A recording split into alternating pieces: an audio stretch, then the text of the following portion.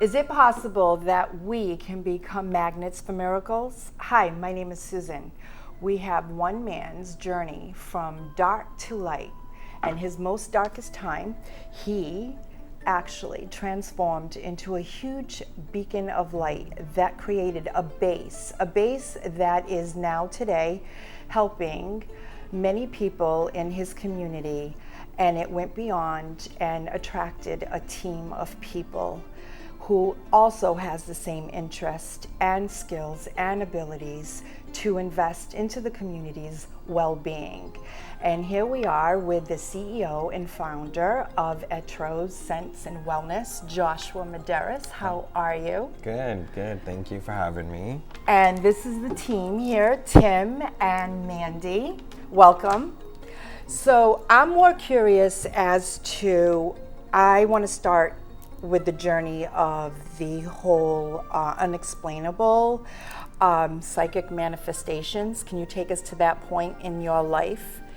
Yeah, so about 7 years ago, I was experiencing the psychiatric manifestations that ultimately led me into the psych ward quite a few times, and I just could not understand it. I knew, like, throughout my life as a child, I did have a little bit of, anxiety issues, but not to this extreme. It was literally a place of, like, psychosis, and I could not function.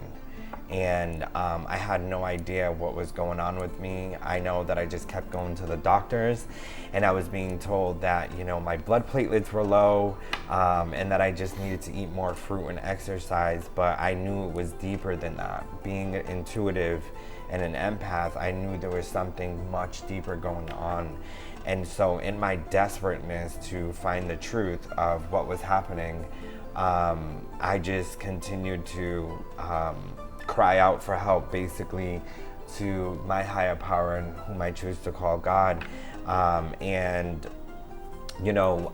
One day I was in a church, and I had a friend there who was sitting with her ex-husband, and I was talking to the husband, was praying, and then all of a sudden, like, I left that day and, still feeling like lost and empty. And I got a message from her, like, saying, hey, thank you for praying. And she went into what she was experiencing. And when she started to tell me what she was experiencing, something clicked in my spirit. Was like, whoa, that sounds like me. And so me, in my desperateness, I was like, I want to tell her what I'm experiencing. I'm kind of experiencing the same thing. She then told me, oh my God, call me now. And that's when she went in to talk about Lyme disease. I needed to go get checked. I needed to go, do all of these things that I never heard of. I had already been prior, like, trying to do all these, like, natural healing modalities, like healing the gut, but it wasn't enough. So I ended up going and visiting a naturopathic doctor, and I found out that I actually had Lyme disease, as well as mold toxicity and co-infections to Lyme, and that it was a huge part of why I was experiencing those psychiatric manifestations. And so I had to change my entire life around. And what did that look like? Right from functioning from every day to even living, a normal life. Were you able to keep down a job? I was not. I actually had to move back in with my parents because I was completely disabled. I mean, there were days I would be bound to a couch and I couldn't even shower. And so I basically I had to change the whole, and like my whole diet, because that's something that's huge in any type of healing journey when you're ill. But then I also had to do a lot of modalities, like, sauna to detox, because my body wasn't able to do it on its own at that point. I also had to move out of my parents' house and move into a place that had no mold whatsoever, because being in an environment with mold and having mold, it keeps on triggering the immune system, which doesn't allow you to heal. So But mentally, how did you, mentally, what gave you the power to not give up and to not only coexist with this new identity of who you are, but like, how did you get to that point of, okay, I'm not just going to sit here and just accept this. Now I want to get to that next level. Like, did you have to get a support system that understood where you were, and how did that come to be? Yeah, so I many times wanted to give up on life, and I was at the point where I wanted to, but because of my experience with religion, I was actually afraid to take my life away for the idea of going to this place of purgatory. So what I did was, it was this overwhelming feeling that like, I need to keep fighting. There has to be a way. This can't be the end. This can't be life. Like this, my life story cannot just be of suffering. And I knew that I hadn't lived, and there was much more to it. So I started to seek out all the help I needed. One of the things that helped me calm was some of the herbs that I was taking to calm the psychiatric manifestations that I was experiencing. And what led you to that? Did someone tell you? That was pretty much part of the, like, working with a naturopathic doctor, okay. But then also being a part of, Lyme groups and people that were also experiencing the same things. But with that, I learned that in order for me to heal, I needed to work on the mind and the spirit as well.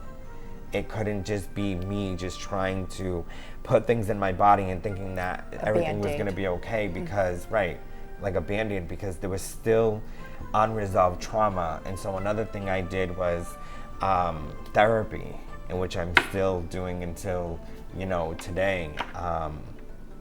And it's a lifelong journey, 3 years in right now, working with the current naturopathic doctor I'm still doing protocols to rid the body of some of these co-infections that are still there.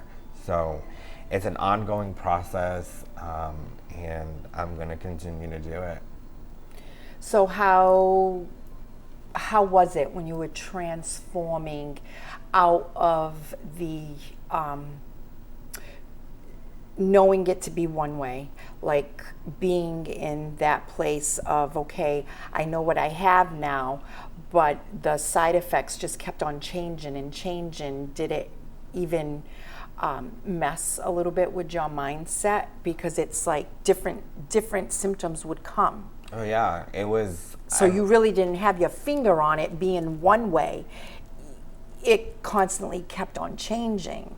Yeah, absolutely. So with Lyme disease, you can wake up one morning and feel like $1 million. The next day you can wake up and you feel like your whole life is falling apart. Just heavy presence of darkness and complete depression or panic attacks as I was experiencing. But I started to gain tools, and those tools helped me. So it was, one of the herbs that I would use on a consistent basis. That was one tool. Getting into meditation, I ended up going for a ceremony for transcendental meditation, and that helped me tremendously. Like, it was the only meditation I was actually able to do without being so I can't do this, because that's what happens with most people when we try meditation, is we think we're supposed to shut off our mind completely, and it's impossible. It's hard. This taught me how to just accept what was happening in my mind, not judge it, not form an opinion, and just continue to be in the present moment with that mantra in my mind. And that was a huge tool for me. So as this is happening in your personal life, how did your manifestation of the knowledge that you gained, how did you come to the conclusion that now I'm passing it forward? And how did you do it? And how did it come to be? Right. So I gained a lot of sensitivities as a result of mold toxicity and Lyme. And so I had to change my whole lifestyle. No longer using colognes, no longer using regular soaps that we use on a day-to-day basis, because I was completely sensitive.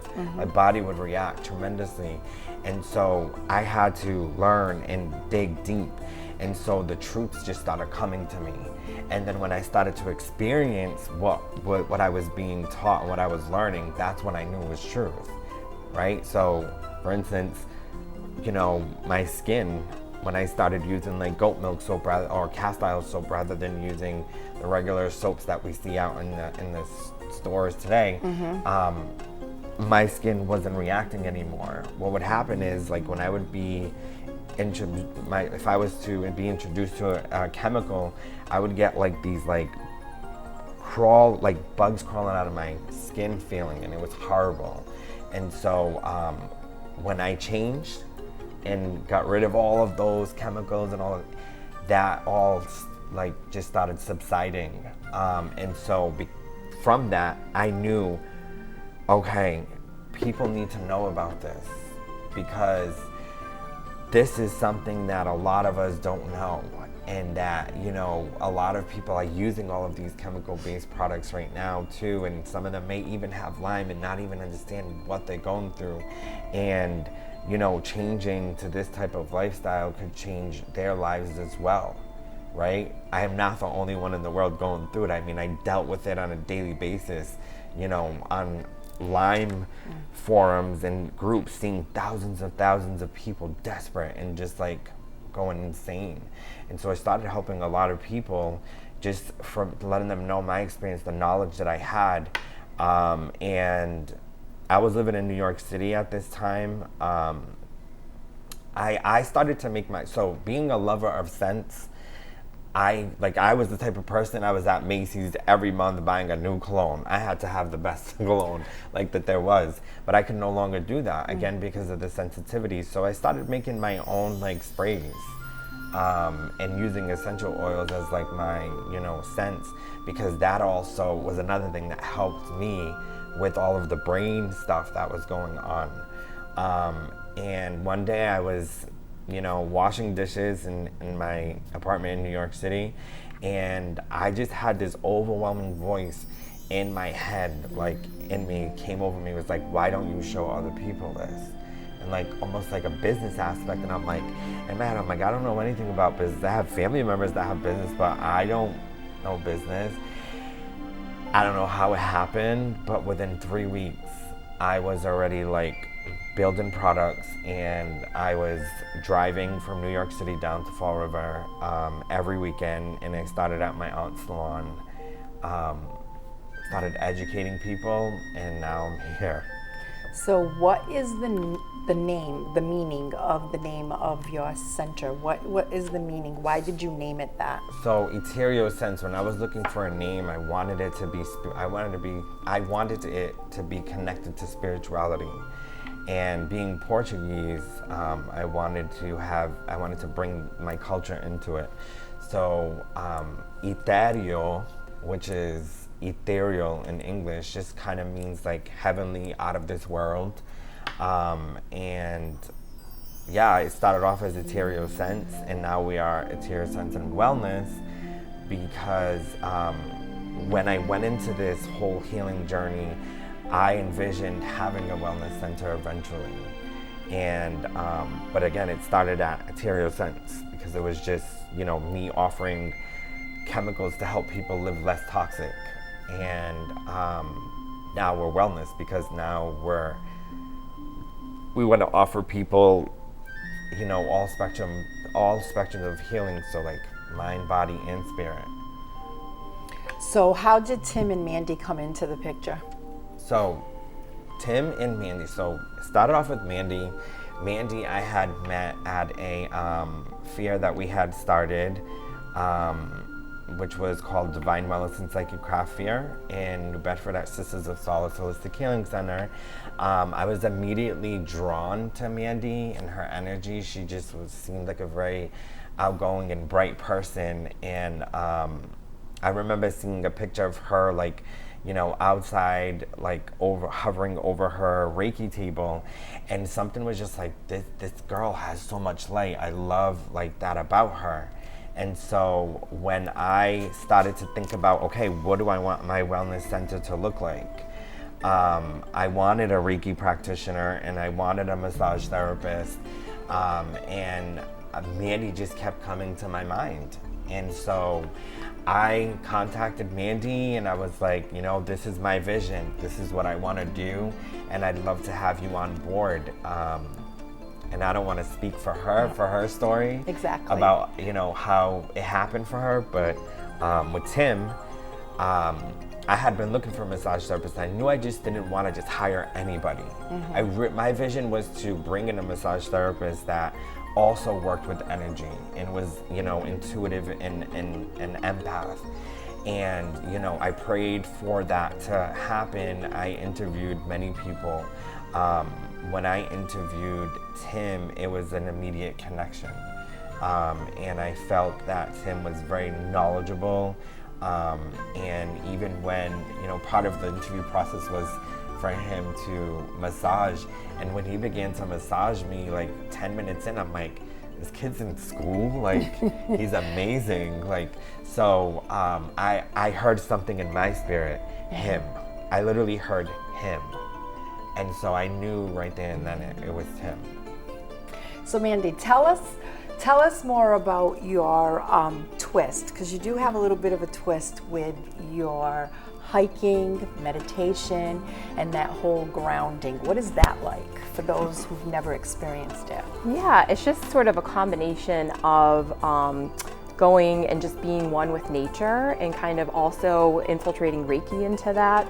I just love being a part of nature. I love hiking, I love kayaking, anything to do with that. And the combination of being outdoors, grounding yourself, and including Reiki into that, I just feel is so powerful. So I've sort of created a couple of just new ideas, sort of putting it out there. And I had a couple of hikes actually this past spring, just seeing how it would go, and they were all full. So I have another one coming up at the end of this month that's going to be a Reiki-infused meditation and kayak that I do, and I'm super excited about that. That is nice. That is really nice. So Tim, so when your customers, your clients walk away with a nice, relaxing massage, what is the common thread that you hear all the time? What is your special? I hear a lot that people feel that they've not been worked with by a massage therapist the way that I'm working with them. So usually it's like my approach. And then I think too, I try to really educate my client about what's going on with their body. Because sometimes we feel tension, we don't even know where the tension really resides. A lot of pain we feel in our body is referred from the actual problem source. So I try to actually, give my clients some education to help them with whether it be stretching or some sort of strength training to help build up a muscle imbalance, help correct postural imbalances. And I think that sort of that twofer, if you will, is really what people take away from my sessions a lot. And what do you take away? What's your instant gratification? I think it's very satisfying to just know that you're helping someone in general. I think it also, like, I come from a background in medicine, so it really scratches like that the itch in my brain to come from, I don't want to say like a diagnostic perspective, but to have insight into someone's like musculature, their tissue, understand, oh, okay, well, this is maybe why you're feeling less pain here, or this is why you have poor range of motion in this area. It's very satisfying to like exercise that part of my brain again and come from like that perspective as well.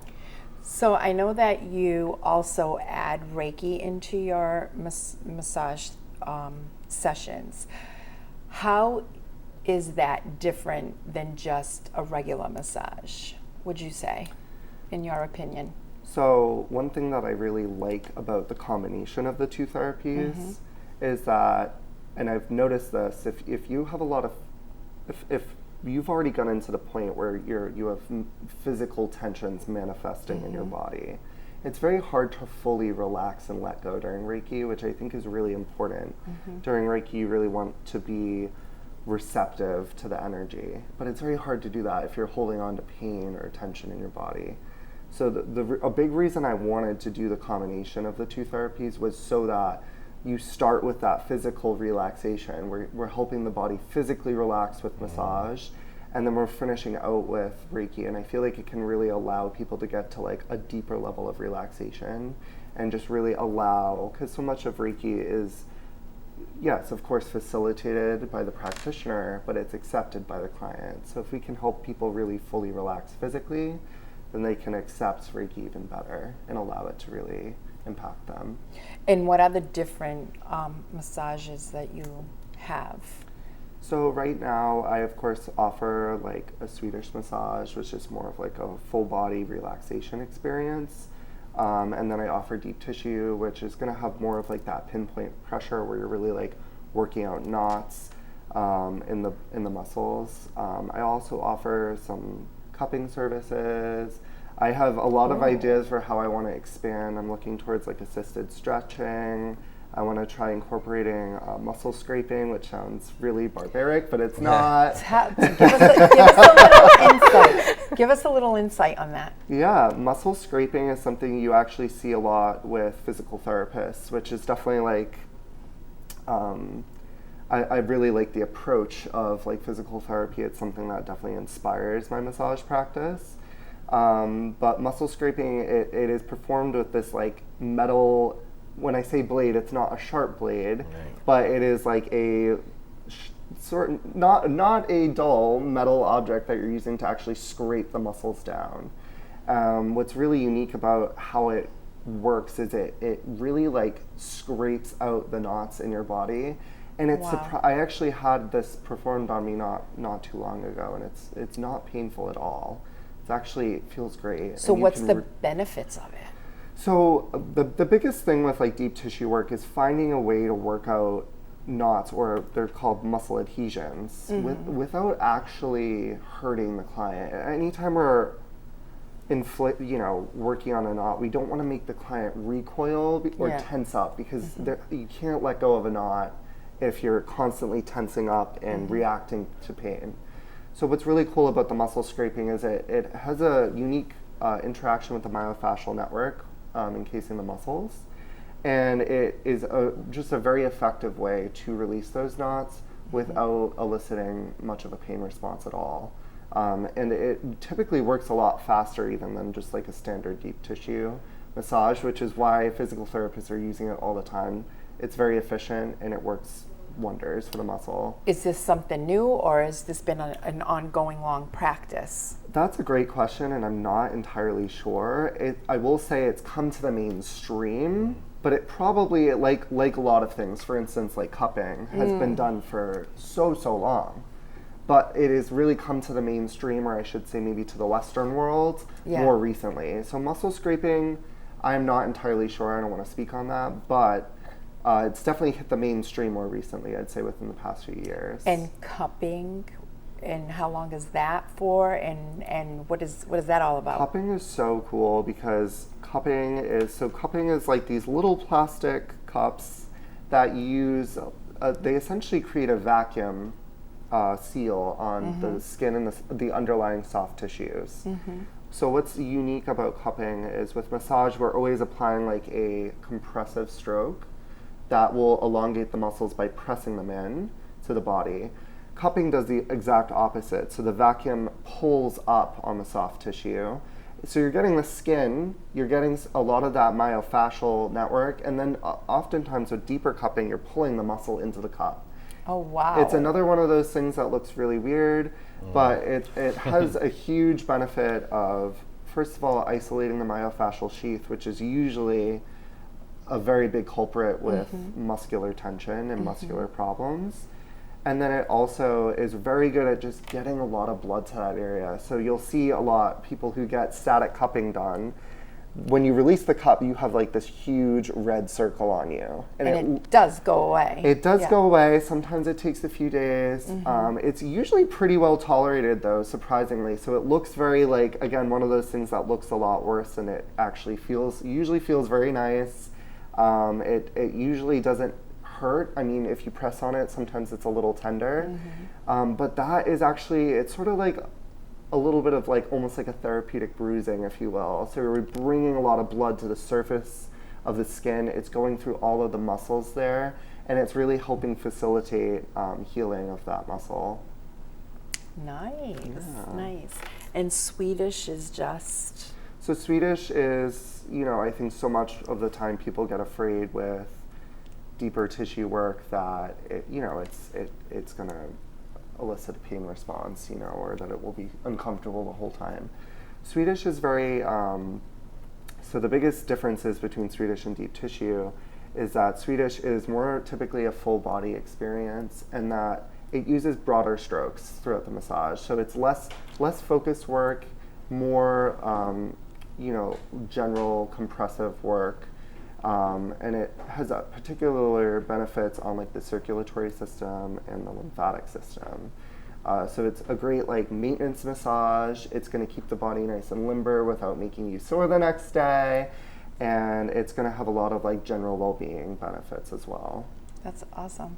So Mandy, what would you say to someone who's never had the experience to be grounded out in nature in your capacity? What would you say the benefits are, and what could they really like walk away with and still want more? Well, grounding is something that I do every day, and it's really so easy. I mean, and you think like, I don't have time, whatever. But I have 2 small kids, and I manage to get it in every day. And it can be as simple as, say it's wintertime and you can't get outside, taking an Epsom salt bath. Or even if you don't have a bath, you could get a little tub filled with water and put some warm water in there with Epsom salt. That's a great way to ground. And then my favorite way to ground is bare feet on the grass or walking at the beach. It really just balances you out in a way that nothing else can. Another way that people don't think about it, because we live in New England, so if you can't, get outside and put your bare feet on the ground, you can even just put your bare hands on trees. Just take those gloves off for just a second and put your hands on a tree for like 30 seconds or so. And it really is just so calming and so balancing, and you just feel so invigorated afterwards. And then if they haven't tried Reiki, I mean, we all know there's not much to say about Reiki. It's one of those things that has no words. You just have to experience it. It's an awakening of all of the senses. It is connecting you with the divine. It's clearing blockages some that you may be aware of, some that you may not be aware of. I actually just had a session with Susan. It was absolutely amazing. And then the whole day after that, we were actually doing our fair that day. And I felt like my sessions were going better than like other sessions at other fairs. It was just, I was so in tune with everybody, more so than other days. And it was because I just had the Reiki session with Susan, and she cleared out blockages that I definitely was not aware that I had. And it was just amazing. I mean, it's just, Reiki is amazing. Reiki is love. And if you are ready, willing to accept it, accept the Reiki, it's life-changing. It really is. So what is the one positive message that you would like the audience to know and carry through the day and weeks and months? You're more powerful than you realize. You have the power to heal yourself. And if you feel like you need help, you can come and see us. We've all been through it. We've been there. And what would you say, Tim? Any positive words? I think that I would say that vulnerability, kind of playing off of what Mandy said, I think that vulnerability is key to growing, and that you actually unlock so much more inner strength by surrendering and being vulnerable sometimes. And also that there's never shame in asking for help. Yes. We are communal animals. Humans are communal. We're social animals. There's nothing wrong with being communal and having friends. Exactly. Josh? Well, Yeah, piggyback off of what they're saying is that, you know, don't be afraid to ask for help. I know a lot of us grow up in culture and religions and all of these things that hold us back because we think we're less than. But the reality is that we weren't meant to do life alone, and we were meant to do it together, and not just one person has the answer. We have to come together as a collective, and that's why we're here, is to really, you know, use all of our talents and gifts to help everyone that we can in the community.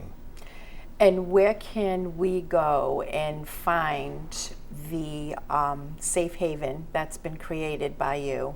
How can people go and explore and get more information? So if you want to get more information, our website is esandwellness.com. There's loads of information about the services that we have, but also, you know, bios of who we are and what we've been through and what we offer. And we're located at 394 2nd Street in Fall River, Mass. 02721. Well, thank you for being here. This is really great. So I hope that this helps everyone out there who may be in a bit of a pickle, but know that you're never alone, and all you got to do is just reach out. So thank you. Bye. Bye-bye. Thank Bye, you. thank you.